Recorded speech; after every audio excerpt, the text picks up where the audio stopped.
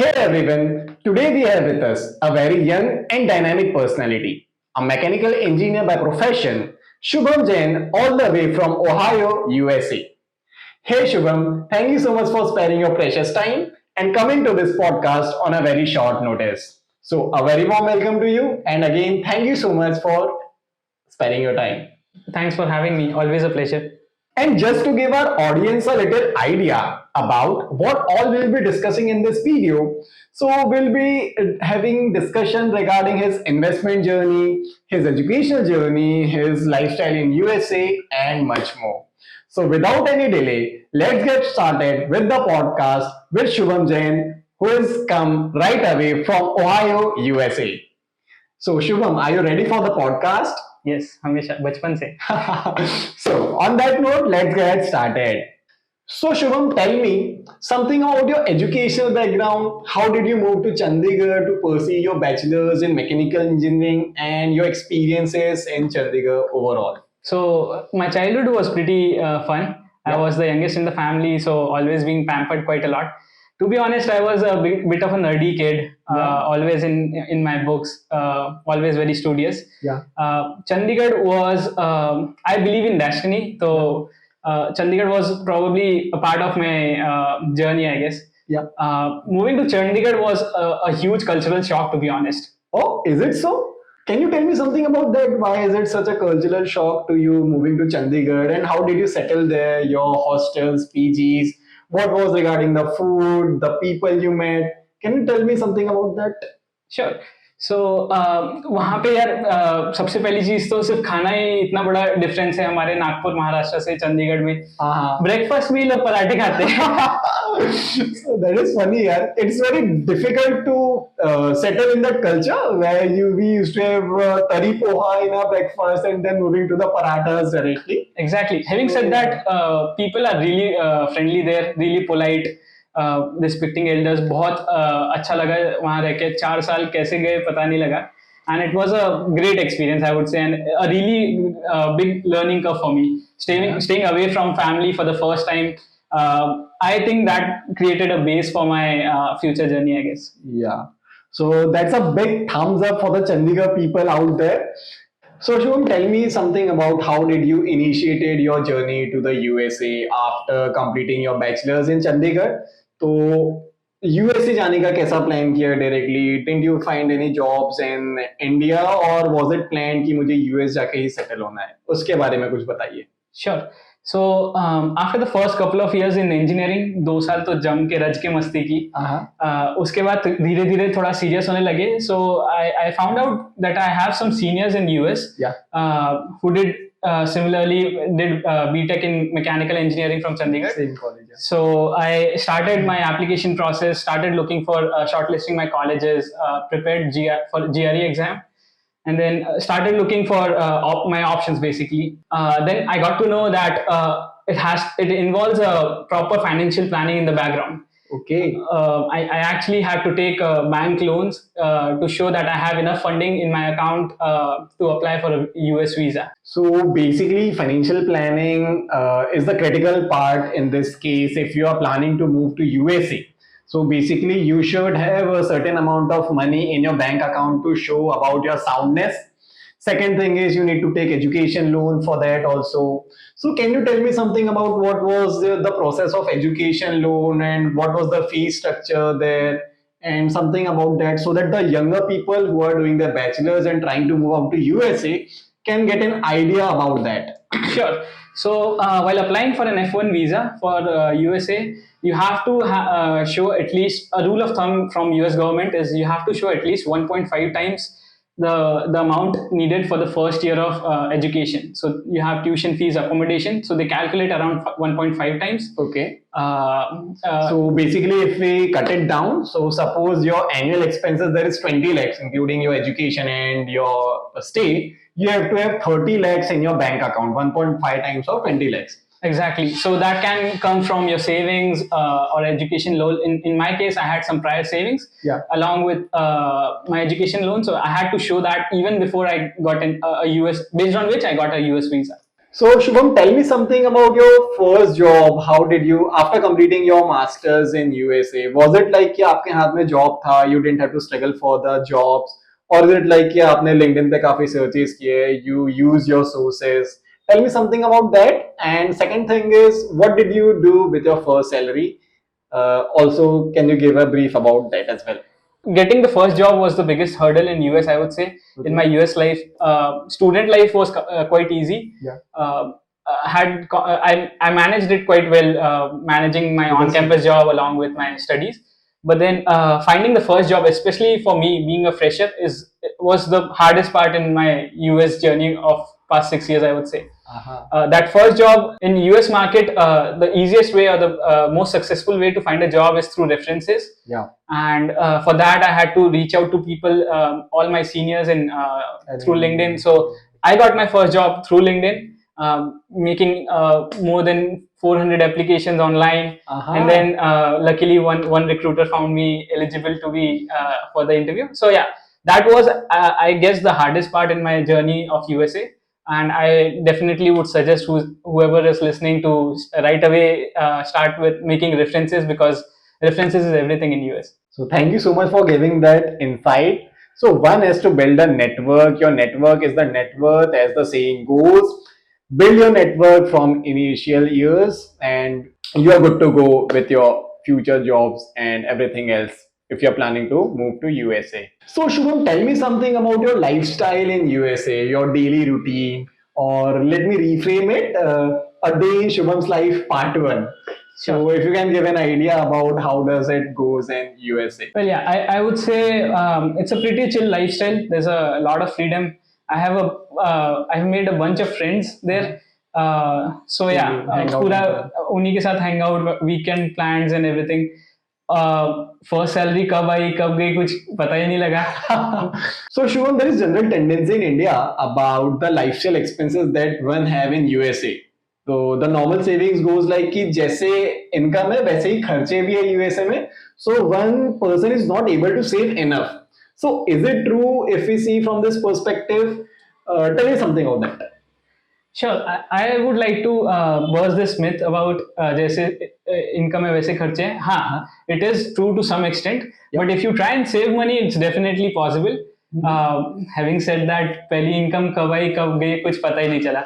Okay, so this is one of the critical part which most of the Indians who move to USA face. Like there is not a perspective of financial planning anyhow, so we lack that from our education system.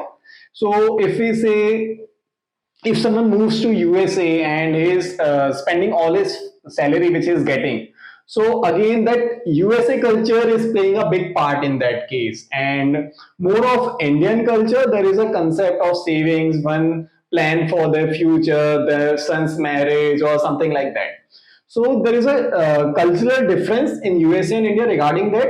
At the same time, there needs a clarity in the syllabus of Indian education system, whereby from school days, if we are taught about the financial planning, about the investments options which are available, how to plan, how to take education loan, so it will be better for the person moving abroad to get this overall thing done in a better way instead of running towards your seniors and getting your known ones in contact for approaching abroad studies. What do you think of this? Yeah, I totally agree with you, especially the part where you say that we, not just me myself, we as an Indians as a whole, I think lack financial literacy quite a bit. Yeah. हमको पैसा बनाना सिखाते हैं, पैसा बढ़ाना नहीं सिखाते. Yeah, true that. So basically, I run a YouTube channel by the name Learn with C Akshat Modi, in which you are watching this podcast.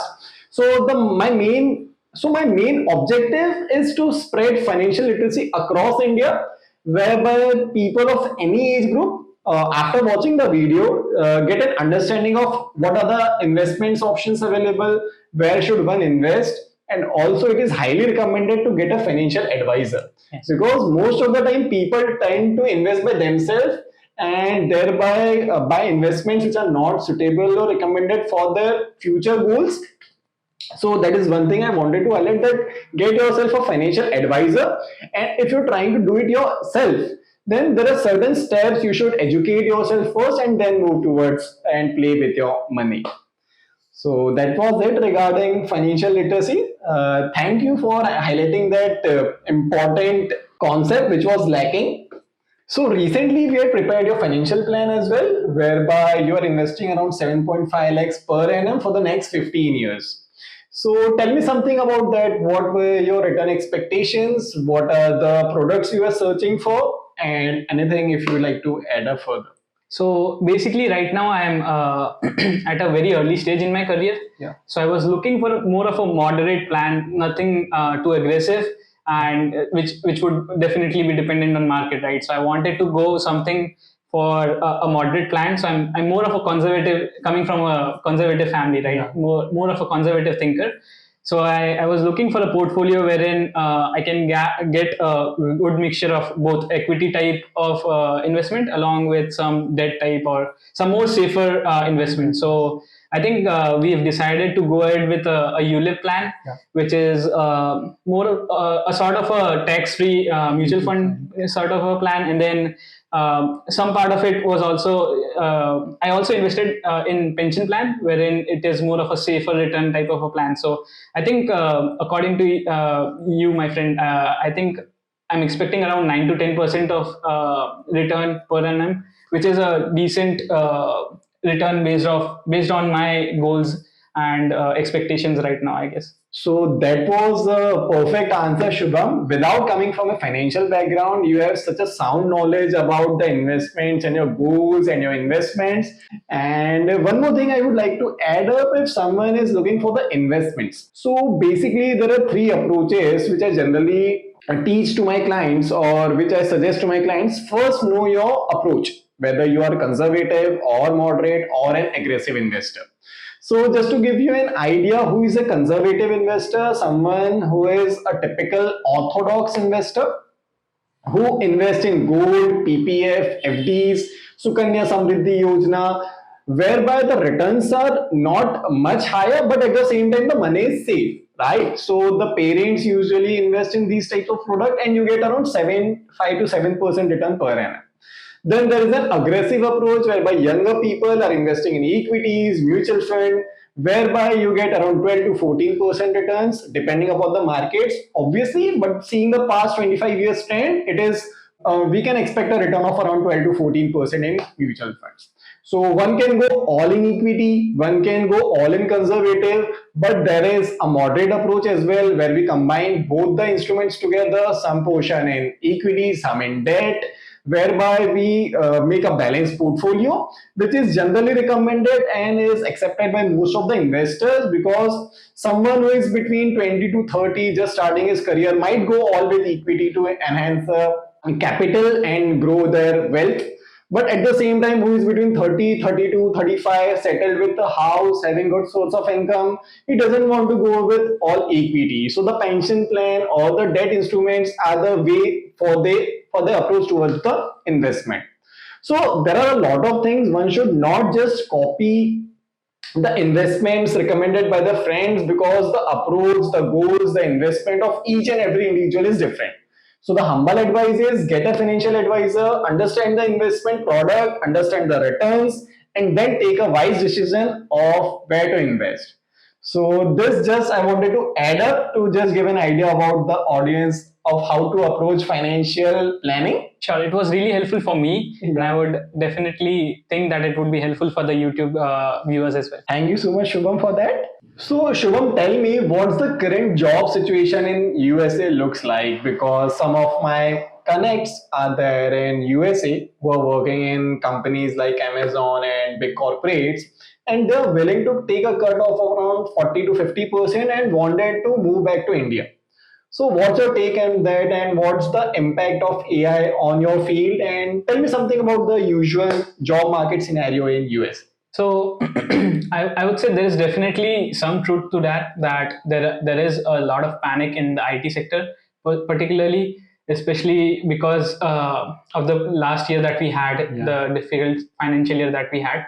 Having said that, after second to third quarter, everything has been on the up. I think hiring has been on the up as well, especially because of the AI investment and AI technology that has been increasing across the industries, not just in bigger companies like Microsoft and Google. There has been a lot of investment across all the companies.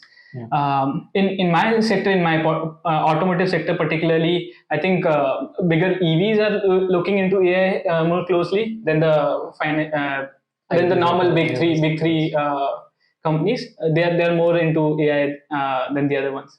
Fine. So, are you also planning to move to India in some years? And tell me something about that. What are your future Yeah. plans? So my future plan right now is to stay for a couple of years in US and then eventually move back to India. Okay. As you pointed out, I am willing to take a large pay cut. But because there's also a decrease in expenditure here, right? So that I think that equates out. And the big thing that I miss is my family there. Yeah. So yeah, That cannot be compensated in any terms. exactly. So, So yeah, so my long term plan is definitely to come back to India.